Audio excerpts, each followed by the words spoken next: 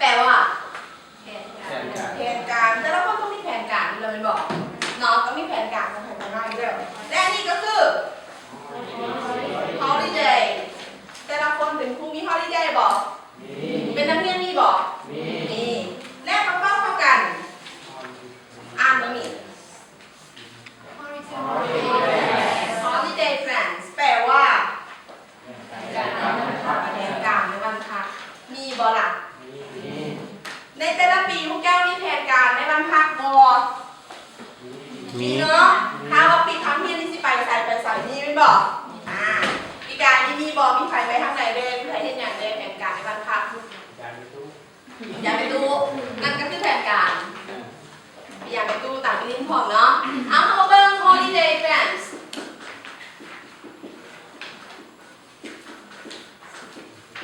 holiday plans มีอย่างเดียวคุณนั้นเราไปอย่างไปดูเนาะเป็น visiting เป็นบอไปเยี่ยมยามอย่างเดียว visiting temples visiting temple อยู่นำ visiting มีอย่างอีก tour shopping shopping อ๋อ holiday ไป shopping ก่อนเป็นบอshopping มีอย่างอีก ทัวร์บอนกแก้วทัวร์ได้ยินอย่างบอกเมื่อกี้ปิกนิกกับไผ่ล่ะบอยเฟรนด์มีเฟรนด์มีแฟมิลี่แล้วก็หลายๆอย่างเนาะนี่จะนอนอยู่ในการวางแผนของ holiday plans หลายๆคนก็มีหลายๆเหตุผลหลายๆแผนการที่จะเห็นเนาะในแต่ละปีโอเคเนาะตัวนี้แม่นเราจะได้เรียนเกี่ยวกับ holiday plans นี่แหละตัวนี้เนาะเริ่มเข้าเรียนเนาะ What is it today? Today is Monday. What is the date? The 15th. And August. Then what year? 2016. นี่แม่นการเขาจะเข้าคนเฮียนเกี่ยวกับไปสู้ตัวนี้ holiday plans เนาะทุกคนต้องมีอยู่แล้วแล้ววันนี้อาจารย์จะคำศัพท์ให้คำศัพท์ก่อนการเรียนของเรานี่อาจารย์จะย้ายคำศัพท์ให้แต่ละคนแล้วหลังจากนั้นให้สอบผูกความหมายของคำศัพท์แล้วออกมาอยู่ในนี้เนาะสอบผูกของตัวเองเด้อ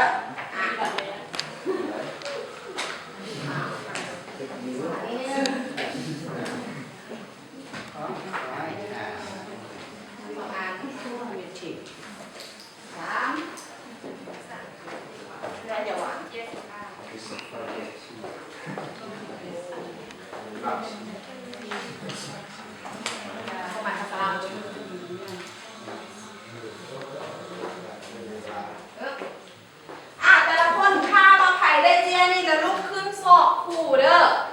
ลุกขึ้นสอบคู่และสอบความหมายของมันพวกแก้วจะมีเจียสีเขียวที่เป็นความหมายของภาษาอังกฤษและเจียสีขาวเป็นความหมายของภาษาลาวลุกขึ้นมาเลยสอบความหมายเลยสอบคำแปลไปเลยสอบคำแปลไปละนี่จะเป็นการ translation เอาเล่าเอามาพี่เลยจะไม่เอามาพี่เลยเอามาเลยสอบทำกันออกมานี่มาคิดวาง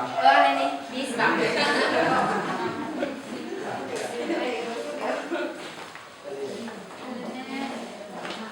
จะไม่มีแบบ